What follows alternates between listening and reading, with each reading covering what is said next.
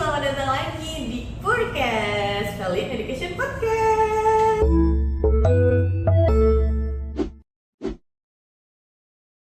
Mungkin kita kenalan dulu ya, udah banyak yang kenal Kak Kori juga mungkin. Jadi di sini belum tentu, jangan juga malah suka merendah juga ternyata. Jadi di sini kita kedatangan Kak Kori dari Peduli Kucing. Terima kasih sudah datang. sama-sama. Kita mau ngobrol tentang gimana selama ini sebagai poster. Oke. Aku tuh lebih kayak counter dan poster ya. Kenalan dulu sama kesibukannya sekarang nih, apa aja nih? Aku sekarang, saya dengan Cory. Saya lebih banyak untuk, volunteer Kemarin. di dadah. Ya cukup hanya sebentar. Lebih banyak untuk kegiatan di Yayasan Peduli Kucing aja, gitu. Dan kebetulan nggak ada beberapa kota, jadi saya agak modal mandir gitu loh. Nggak selalu di Jakarta seperti itu. Untuk kegiatan ya memang banyak fokus ke kucing aja untuk saat ini. Event-event gitu. Terus kemudian ya program peduli kucing aja sih lebih fokus di situ. Itu programnya ngapain aja sih Kak? Kalau boleh tahu. Kalau peduli kucing tuh kita bukan shelter, Oke. tapi memang kita ada foster home Mm-mm. kerjasama dengan Mama Pus untuk fostering. Jadi kita nggak yang rescue gitu, enggak. Jadi paling lebih kita lihat skala prioritas juga. Yang kita foster tuh biasanya sebenarnya banyak kan dari kucing TNR kita. Oke. Gitu. Jadi kalau lagi TNR gitu kan suka nggak semua kucing itu bisa dilepas lagi. Jadi ada yang memang kebanyakan sih mungkin dulunya punya owner, terus dibuang. Jadi untuk dia survive, kalau emang yang stray bener itu kan emang mentalnya udah beda ya. Jadi itu lebih gampang kalau di kita saya PNR kayak gitu. Jadi hanya beberapa fostering aja. Jadi oh ini sayang kayaknya kucingnya cakep juga, terus bisa nih kayak gitu kayak gitu. Jadi kita fostering. Terus kemudian ya kayak kemarin ini ada beberapa kasus sih, kita udah peduli kucing tuh 3 kali ya. Dulu pernah istilahnya cari dokter, sebetulnya kalau ownernya meninggal.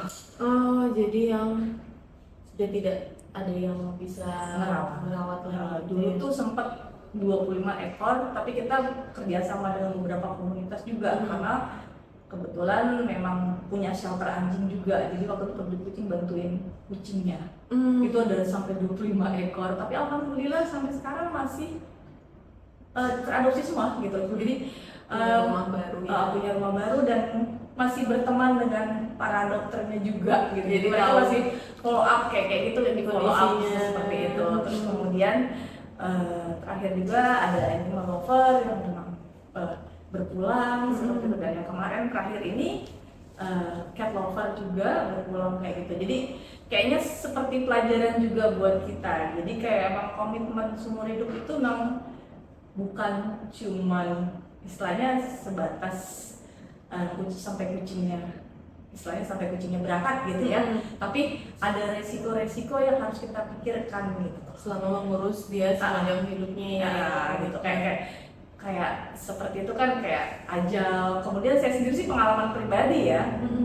Jadi saya dulu tuh emang ya agak jumawa, ada financial dan aku bisa adopsi, misalnya bisa handle di rumah 43 ekor gitu, aku bawa gitu, karena aku pindah apa kayak bedol desa, pindah tuh 43 tak bawa semua. Desanya kucing ya.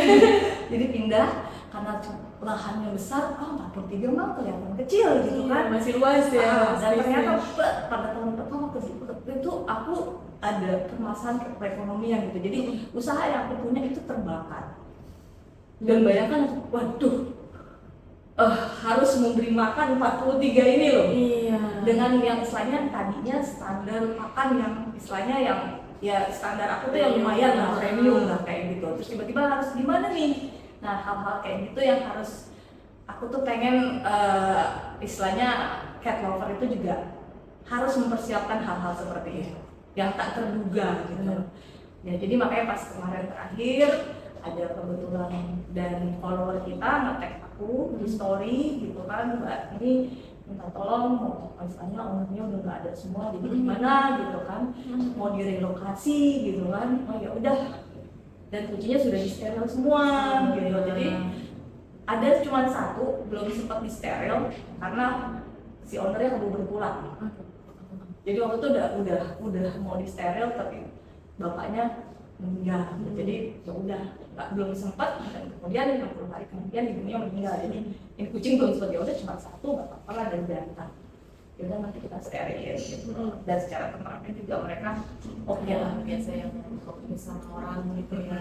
Jadi kita lagi ngawasi itu dulu. Dan emang aku kalau untuk shelter tangguh waktu dan ininya, dan aku takut ya waktu tenaga juga lebih berat gitu, tanggung jawabnya segala macem gitu loh. Saya aduh ngurusin kucing sendiri aja udah setengah mati gitu kan. Terus kalau ngurusin kayak shelter kadang aku kagum sih dengan misalnya dengan teman-teman gitu yang berjuang untuk di shelter tuh, aku kagum. Dan aku ya udah oke gitu, kalau misalnya kita bisa bantu gitu, beberapa juga kita berteman kan gitu, ya udah kita saling support aja deh, ini gimana gitu. Aku bisa bantunya begini, gitu aja sih. Berarti kalau sekarang foster itu ambil yang kita rescue dari jalan, bercantik kalau memang maksudnya bukan bercantik kayak ya diurus dengan baik sampai glowing kan, terus nanti kalau ada yang mau adopt ada syarat-syaratnya gitu nggak? Ada. Jadi kita biasanya kalau aku tuh kan emang udah serahkan sepenuhnya dengan Mama Pus. Dan kita juga ada rekaman sama dokter hewan juga. Dan kalau misalnya kita kasih tuh biasanya sudah vaksin 2 kali, kemudian sudah disteril kayak gitu. Jadi tinggal ya udah glowing ya, tinggal rawat aja. Tinggal rawat lanjutin setahun sekali. Dan kita juga alhamdulillah disupport sama ada perusahaan pakan premium. Jadi kalau selama kita di foster home itu juga udah makan itu gitu. Jadi lebih gampang tinggal lanjutin aja. Dan si adopternya ini juga kita kasih starter kit pack kita, jadi nggak kaget ya. Jadi udah nih lo sepaket enak banget, udah dapat makanan, dapat ini nih, tinggal diurusinnya begini. Jadi pulang nggak bingung lagi nyari pet shop, mana di pet shop yang kita aku belum beli makan gitu kan. Jadi udah kita udah sediain, paling cuman sediain kandang aja gitu. Jadi kalau kandang buat adaptasi ya, walaupun mereka pelihara indoor atau semi outdoor, biasa sih rata-rata indoor. Cuma dari adopternya sendiri ada syarat-syarat tertentu gitu nggak sih? Iya, aku nggak mau ada lebih dari 3 serumah. Jadi kalau udah punya 3, mohon maaf kita kasih rumah yang lain gitu ya. Jadi rata-rata sih memang punya cuma kucing 1 atau belum pernah kucing atau paling banyak 2. Dan kadang gini, misalnya udah ngadopsi 1, terus mau adopsi lagi gitu. Dari temen. Jadi 2 gitu, ya udah nggak apa-apa. Dan mereka juga senang karena emang istilahnya dikasih emang kucing yang benar-benar sehat. Jadi kita nggak pernah kasih, istilahnya emang, dan kita pantau kalau mereka mau 24 jam juga bisa gangguin kita gitu. Mbak, namanya newbie ya. Iya betul. Gimana nih? Kok begini? Gimana panikan gitu kan? Mau makan, biasanya kan awal-awal pindah rumah nggak mau makan.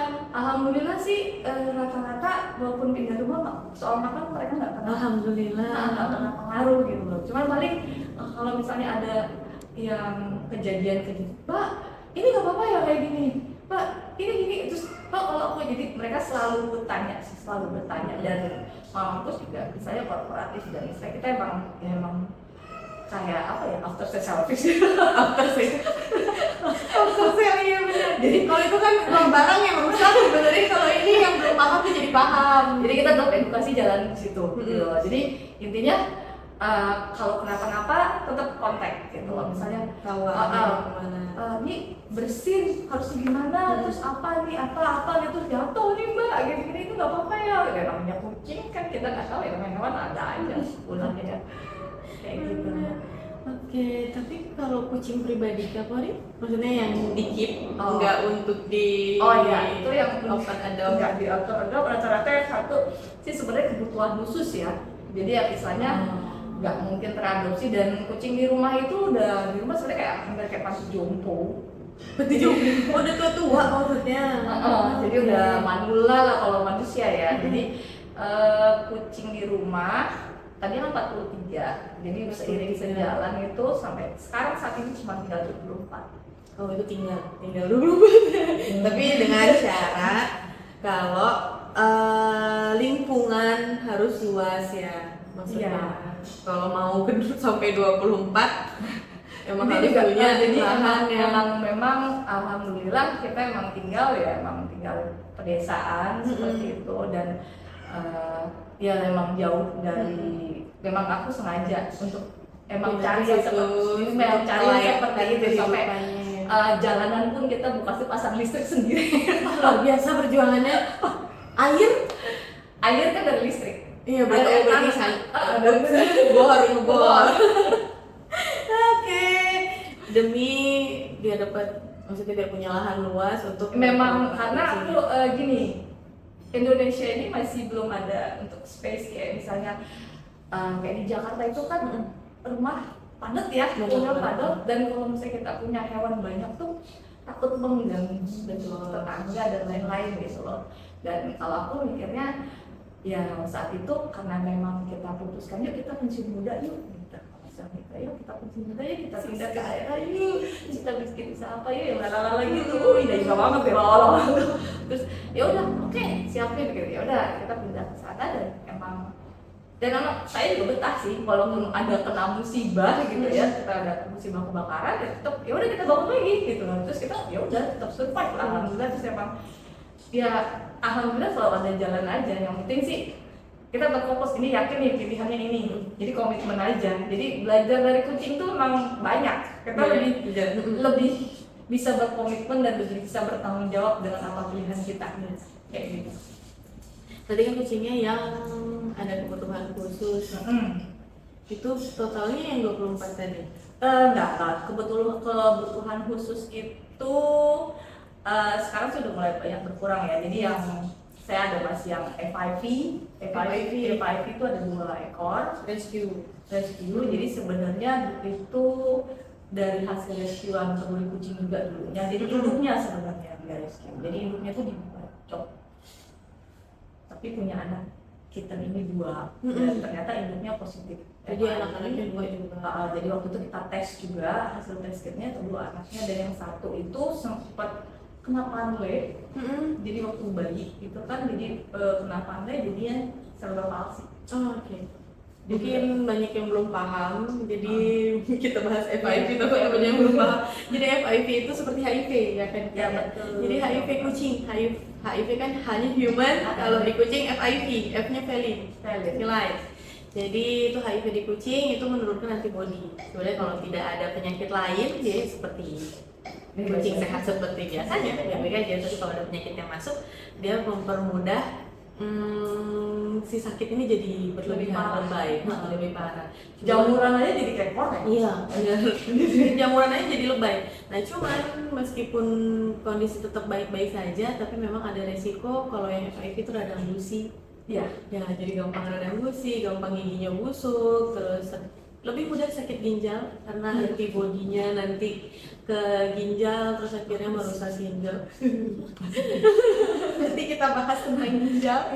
Terus kalau tadi juga sempat bahas Panleukopenia itu virus yang menyerang pencernaan terutama. Cuman pencernaan dia bisa bikin muntah, diare, tapi depresi sistem imun jadi gampang nggak ketolongnya.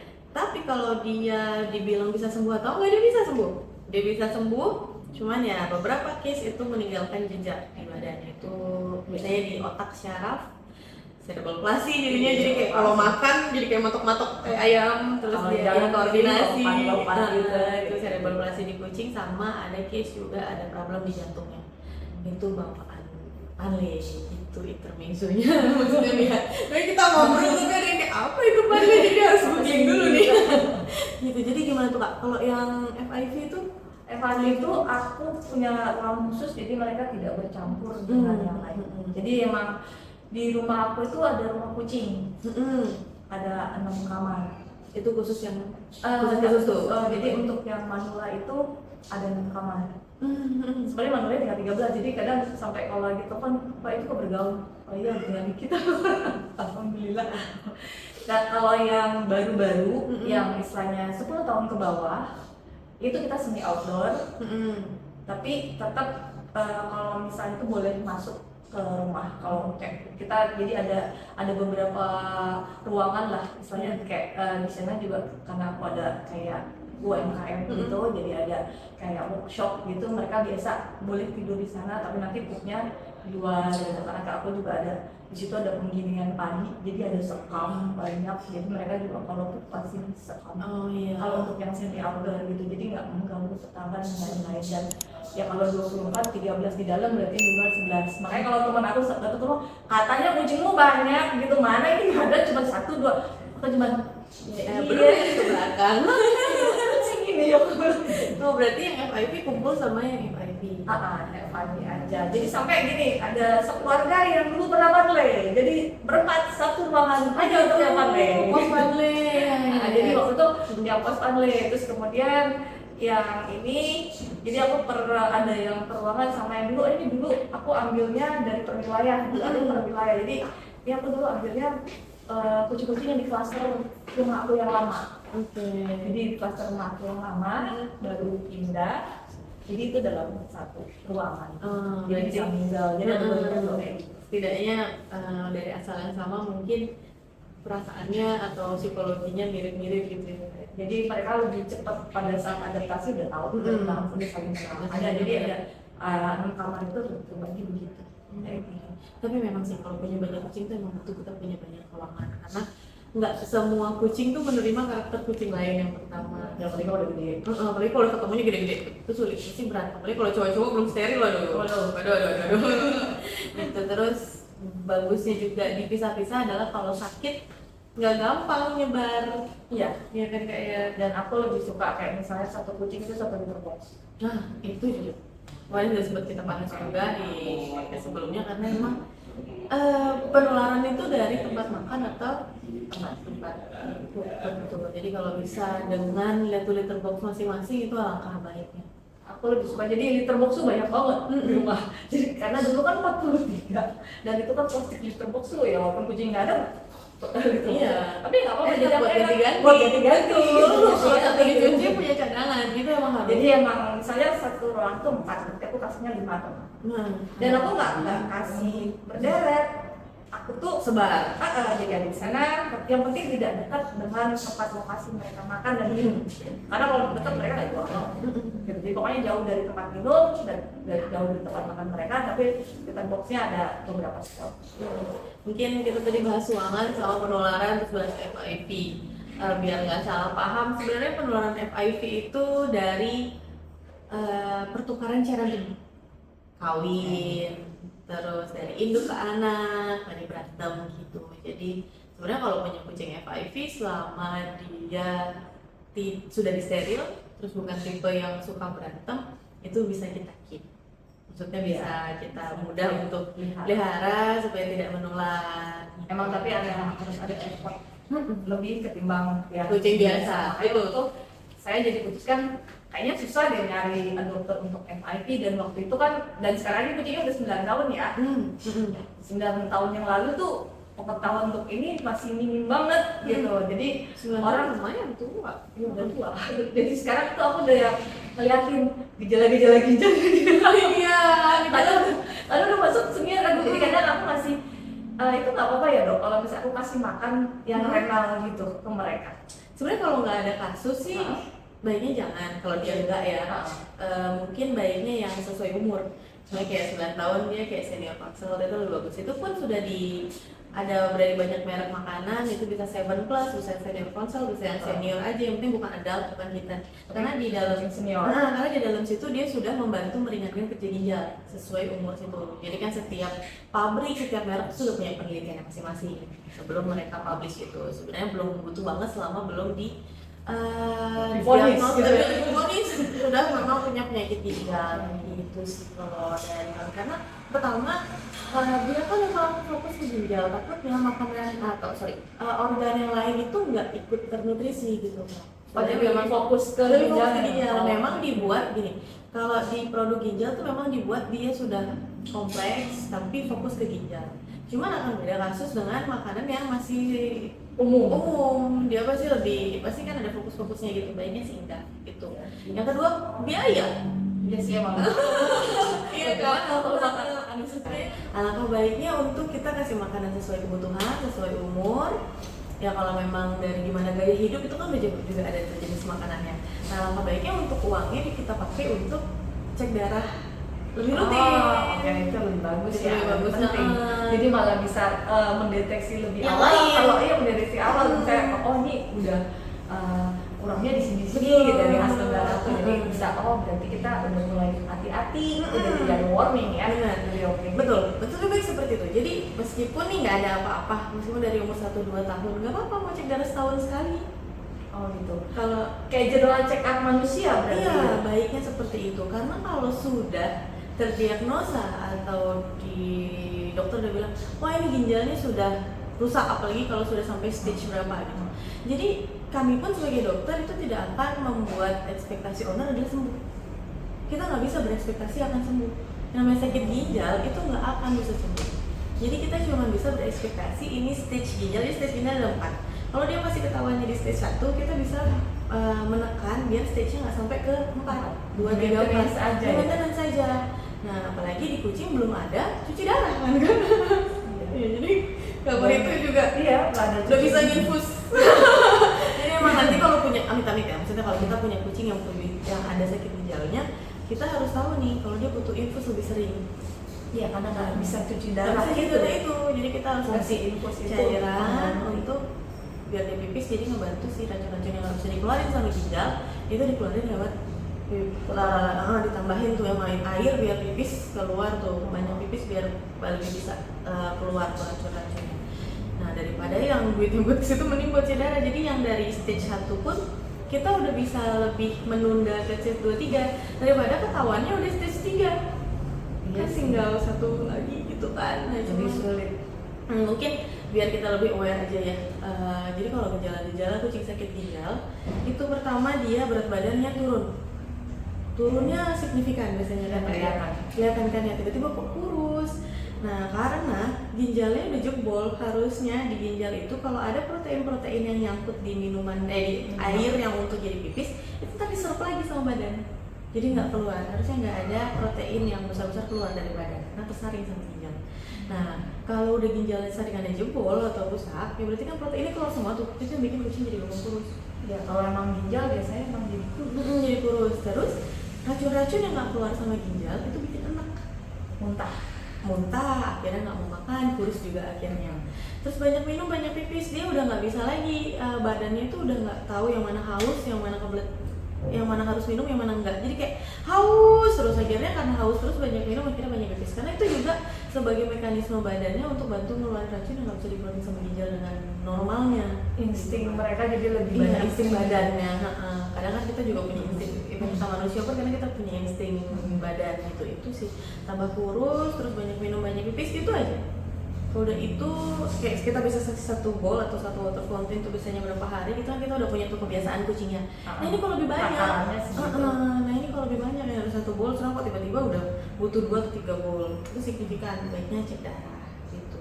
Dan diagnosa untuk sakit ginjal itu banyak karena infeksi panjang. Panjang. Jadi dari cek darah itu belum bisa langsung sakit ginjal, itu nggak bisa.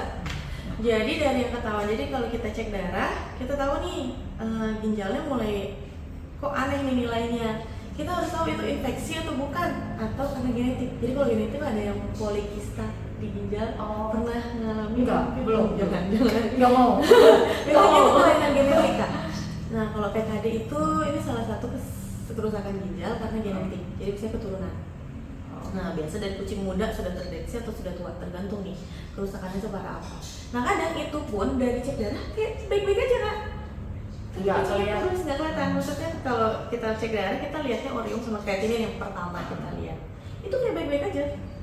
Jadi nggak menunjukkan. Nggak menunjukkan dia sakit ginjal, tapi kok kayak sakit ginjal. Akhirnya jalan keduanya adalah di USG. Di USG baru kelihatan tuh PKD, polikista. Jadi ini polikidney disease. Jadi ada kista polycystic kidney disease. Jadi ada Itu tetap tidak akan sembuh juga. Iya akan sembuh. Jadi tapi treatmentnya tetap sama. Treatmentnya sama seperti yang sakit ginjal yang lain. Nah yang itu yang karena genetik. Yang karena infeksi kita harus cari nih infeksinya apa yang bikin sakit ginjal. Karena percuma betul banyak. Jadi biasanya di kucing muda nih kak. Kalau kucing tua kita bisa bilang dia karena umur makanya jadi penurunan fungsi ginjal gitu kan ya. Nah cuma kalau dari muda kena sakit ginjal antara PKD atau dia punya infeksi. Nah kalau punya infeksi ini yang bisa dicari. Jadi kalau semuanya nanti ke dokter Karena kan pertama kali datang pasti cuma ketahuan, oh ini ginjalnya bermasalah. Nah untuk tahu diagnosanya itu butuh diagnosa selanjutnya. Jadi jangan berhenti dicek darah saja, jangan berhenti di oh iya sudah sakit ginjal terus yaudah kita obatin ginjalnya, itu tidak akan menyelesaikan masalah. Pertama emang karena ginjal nggak akan sembuh. Yang kedua penyebabnya kita masih belum tahu. Akar masalahnya kita masih belum tahu kan Kak.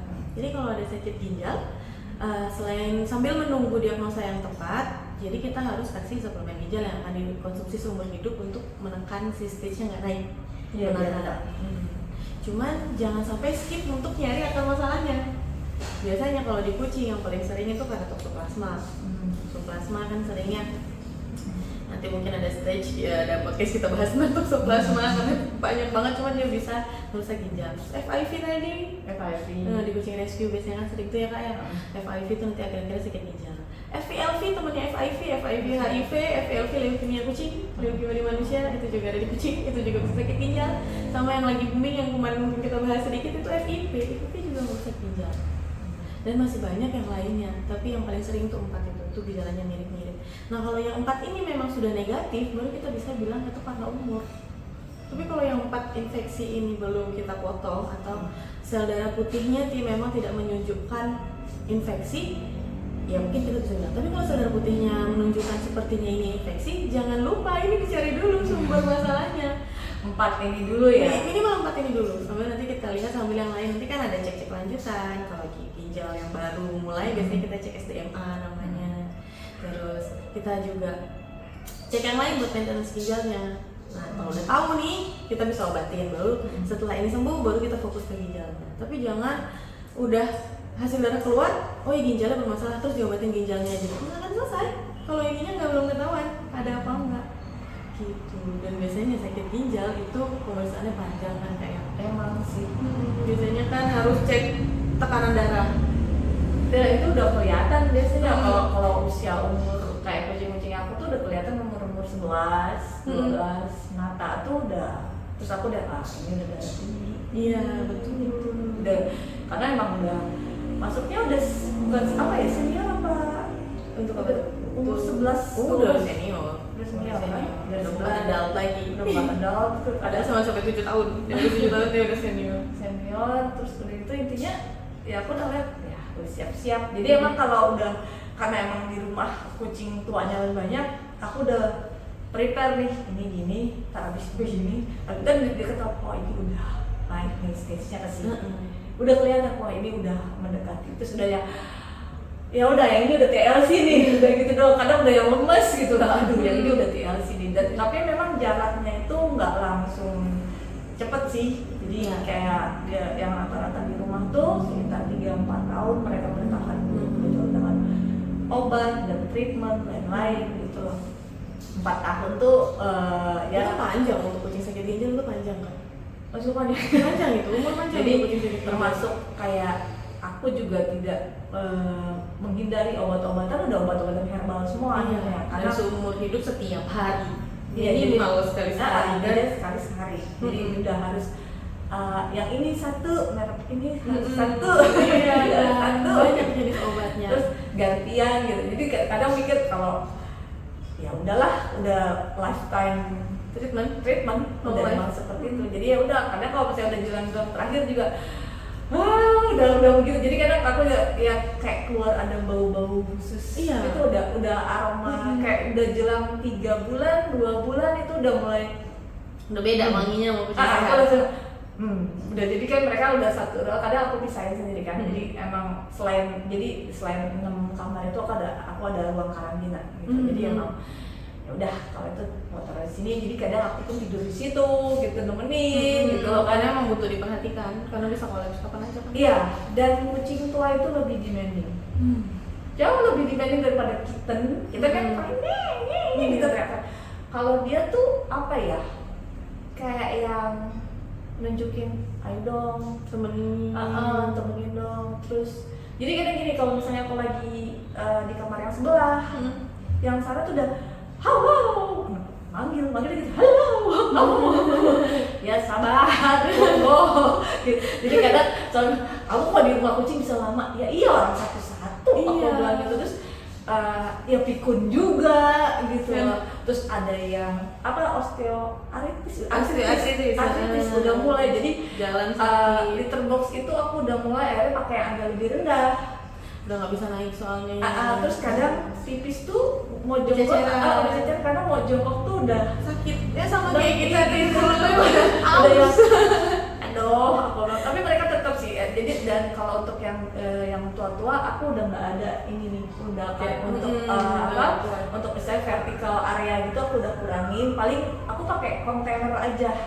Jadi nggak terlalu, tapi mereka masih bisa naik gitu. Jadi masih ada. Karena kucing emang begitu. pengen Emang mereka naik. harus ada area kayak observasi gitu. Bermain juga.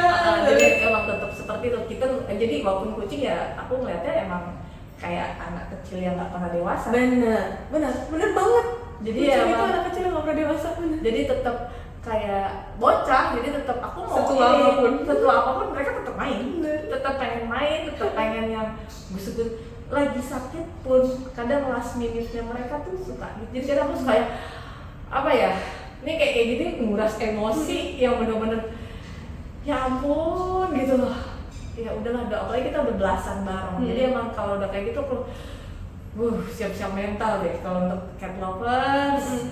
Memang komitmen seumur hidup itu nggak nakut-nakutin juga sih sebenarnya, tapi memang Kita butuh komitmen sejak awal. ya biar istilahnya kita bisa tahu memang harus mempersiapkan Sampai tahap situ, step situ. iya, akan ketemu soalnya pada tahapan itu akan ketemu gitu. Dan paling ya banyak berdoa aja kalau aku gitu. Terus banyak ngobrol sama mereka gitu, apa sih yang diberatin gitu. Meskipun dia nggak jawab, tapi ya mungkin dengan energi ya, dari kadang kita emang ya apa ya, bonding sendiri gitu. Jadi bonding, jadi chemistry sama mereka emang yang ya kayak gitu. Jadi tanpa kata pun udah paham. jadi cuma kita diem aja gitu, terus paling pegang terus udah yang bakalan napas. Kalau udah kayak gitu aku udah sampai akhirnya pada step yang ya udah nggak bisa nangis lagi gitu. Udah sampai Karena ngeliat dia hidup dengan sakit pun lebih nangis. ya lebih menderita. Jadi kadang udah sampai gratis di sini nih gitu. Jadi udah ikhlas. Jadi udah pada step-step kayak gitu aku udah yang waktu awal-awal sempat berat gitu, sampai aduh kok gini amat sih gitu. Itu kan paling ditakutkan. Ya jadi gini amat sih gitu. Tapi semakin kesini semakin belajar ikhlas dengan kucing yang banyak gitu. Ya udah oke. Emang berarti ada fase itu gitu loh. Ada fase-fase emang yang istilahnya ada yang kita sendiri nggak bakal bisa tahu, kayak aja gitu kan, rezeki seperti itu kita. Jadi ada hal-hal yang memang tidak bisa dijelaskan. Jadi ya udah, kuncinya menikmati aja. Mungkin yang bisa saya jelasin adalah kalau sudah kena ginjal itu harus seperti apa. Karena kalau sudah yang ginjalnya sudah stage itu ya emang kita sudah membahagiakan kucingnya aja. Jadi kayak gimana bikin dia happy, ya udah kasih aja. Karena kalau udah stage-nya udah stage 4 apalagi yang di atas itu ya udah ya kadang aku gitu kok, kita kayak prasmanan malah kadang kamu makan apa sih gitu. Kita mau dikasih apa pun mau mau dikasih obat ginjalnya, mau dikasih makanan harus paksa nih makan ginjal, ya udah nggak bisa baik juga ya kan. Udah yang kadang cepat nggak bisa. kasihan kalau misalnya mereka juga mau makan terus tuh muntah. Iya kan nggak enak kayak gitu juga ada waktu. Jadi ayo mau makan yang mana, kamu makan sedikit aja ya udah. Terus mau yang mana nih, kadang ayah bilang ini dry food, ini wet food, ini makan dan ini homemade, jejer aja gitu. Ayo mau yang mana, prasmanan aja gitu. Ayo kamu mau yang mana gitu. Oh lagi mau yang ini. Oke. Jadi ya mungkin untuk jelasnya kalau sudah kena ginjalnya, semuanya terdiagnosa kena ginjal, apa aja sih yang mesti dilakuin sebelum kita mengikhlaskan. Jadi emang bisa diusahakan kalau stage-nya masih stage rendah ya. Jadi kayak infus, terus obat-obatan, dan cek darah tuh mungkin butuh sebulan sekali untuk lihat stabil. Ya, dan kadang ada disarankan juga untuk transfusi. Betul. Kalau memungkinkan. Kalau emang yang udah, karena kan kalau ginjalnya rusak dia nggak bisa membentuk sel darah merah, anemia terus itu karena butuh transfusi. Ada juga suntikan pembangkit pengganti hormon yang ada di ginjal itu juga ada suntikan, tapi kan nggak bisa terus-terusan dan itu pun harus dilihat evaluasi. Jadi cek darah itu akan sering. Terus cek tekanan darah, karena kalau ginjalnya bermasalah tekanan darah bermasalah dan ke jantung akhirnya, dan nggak ada pengobatan. Sulit pengobatan jantung untuk kucing, diagnosanya aja sulit banget, lebih sulit daripada sakit ginjal. Nah, tapi itu akan berhubungan kalau ginjalnya tidak kita maintain, jantungnya akan bermasalah gitu. Terus cek darah rutin, jadi akan sering ke dokter sih, cek darah rutin, terus cek tekanan darah, cek darahnya juga mesti ada mineral-mineral dan tubuh apa yang kurang ditambahin. Jadi banyak banget untuk kasus panjang. Dan beruntungnya saya punya teman-teman dokter hewan yang baik hati yang mau digrecokin sama si Kori. Alhamdulillah. Jadi kalau ada pertanyaan, tapi kayak Kak Kori udah sedikit pertanyaannya. Jangan lama-lama udah banyak, sekarang udah pengalaman. Tapi boleh nggak sih Kak, kita berbagi tips and trik memelihara kucing sampai umurnya panjang? Karena banyak banget waktu praktek, dok gimana sih caranya biar kucing saya panjang umur? Ya pertanyaan orang simpel ya. Iya. Tapi kita menjelaskannya bisa. Panjang. Aduh, berapa SKS itu kalau punya. Gimana tuh Kak kalau dari Kak Kori tips and triknya? Kalau Ya, kan berapa belas tahun Kak? paling tua sekarang 17. Di rumah 17 itu ada sekitar 6. Nah, 17 tahun. Berarti kita harus dapat tips and trik dari Kak Kori. Gimana ceritanya, gimana caranya biar ini panjang umur? Pola hidup sih. Pola hidup. Jadi kucing itu memang harus dikasih nutrisi yang tepat. Karena itu investasi jangka panjang. Jadi dan emang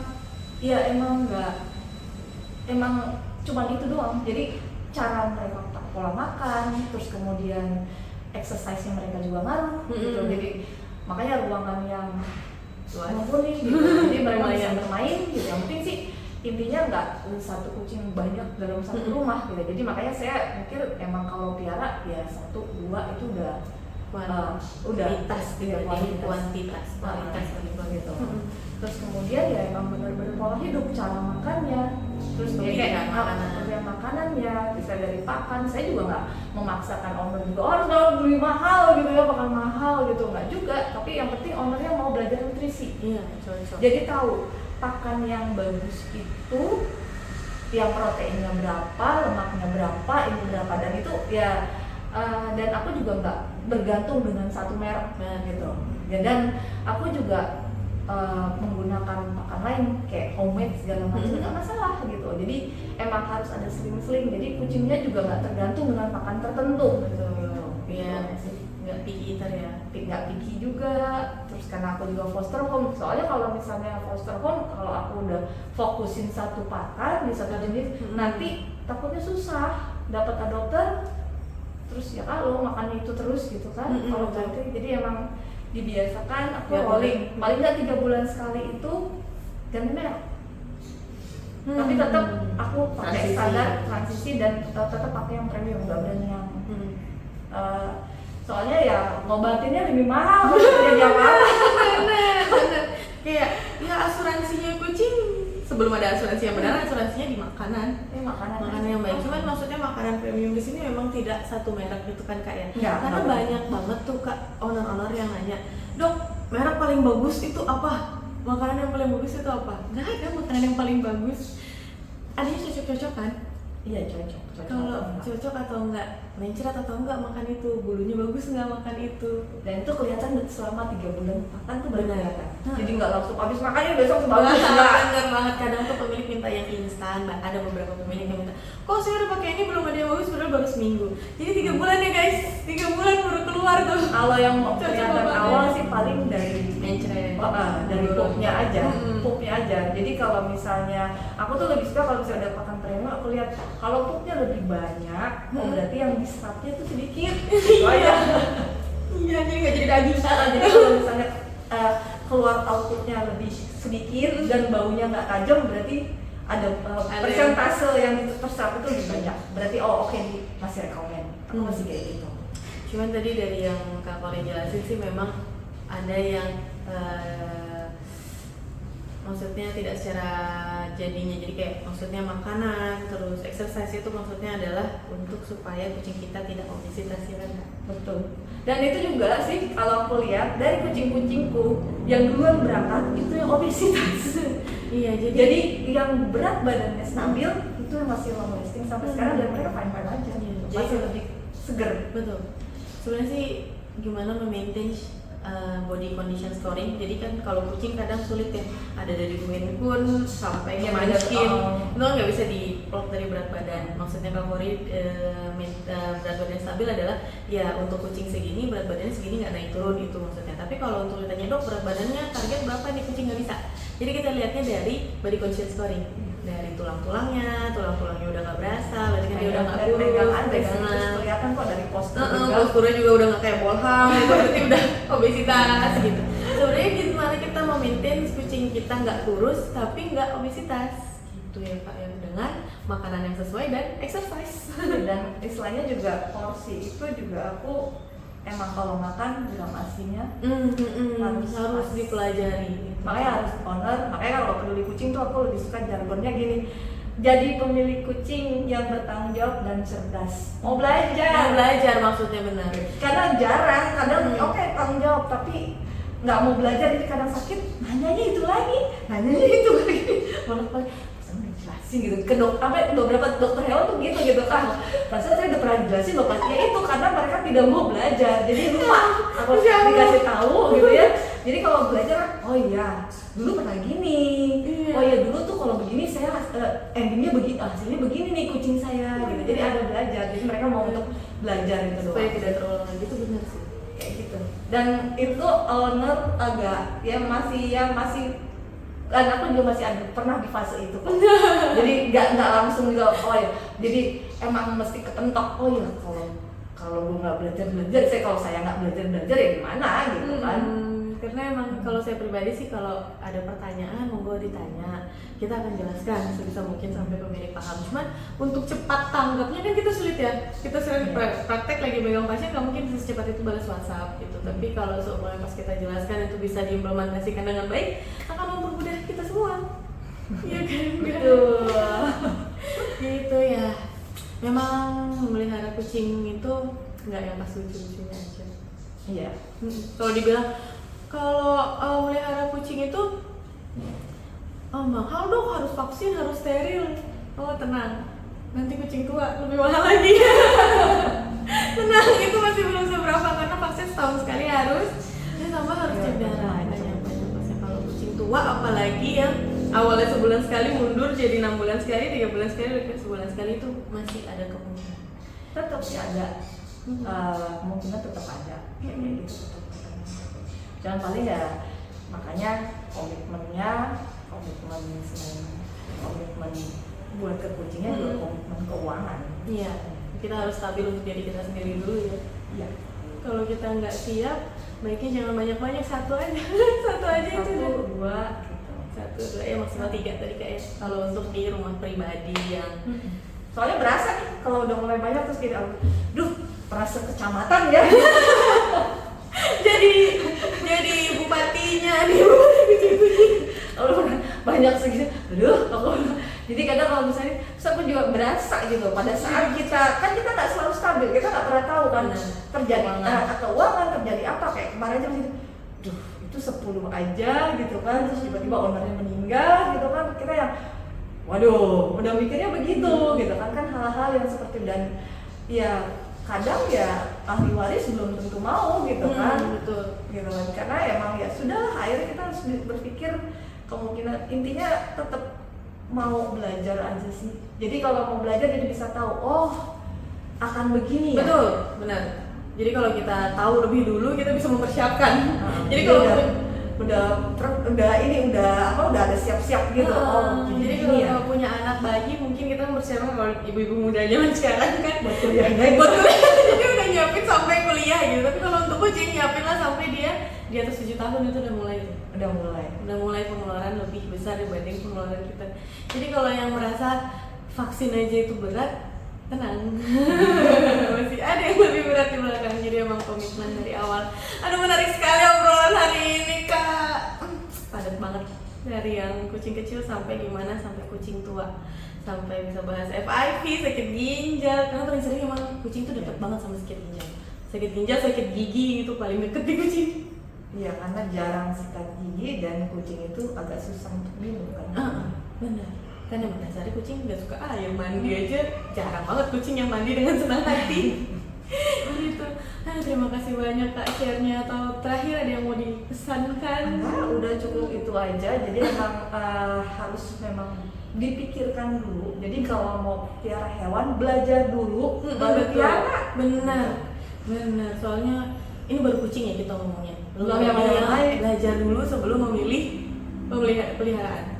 Ya, jadi kadang kan ya kasihan kalau kita nanti baru belajar sambil nggak bisa ya, learning by doing untuk sesuatu yang bernyawa itu agak lebih beresiko. Itu aja. Aduh, pesannya bagus banget tuh buat kita. Itu juga buat dokter-dokter sebenarnya kena juga tuh Kak. Jadi jangan ada kasus dulu baru belajar. Jadi kita belajar dulu, pas ada kasus kitanya emang learning by doing di sebuah yang bernyawa itu. Terima kasih banyak Kak Fori. Happy banget saya hari ini. Banyak yang bisa di-share, mudah-mudahan berguna. Insya Allah. Buat pemilik, buat dokter-dokter muda, buat pemilik-pemilik baru, bahkan yang sudah Buat saya sendiri juga, saya juga masih belajar. Ya kita semua, saya apalagi, saya masih butuh banyak belajar. Sekian dari kami ya Kak, kita pamit. Boleh? Sama. Terima kasih teman-teman, sampai ketemu di podcast selanjutnya.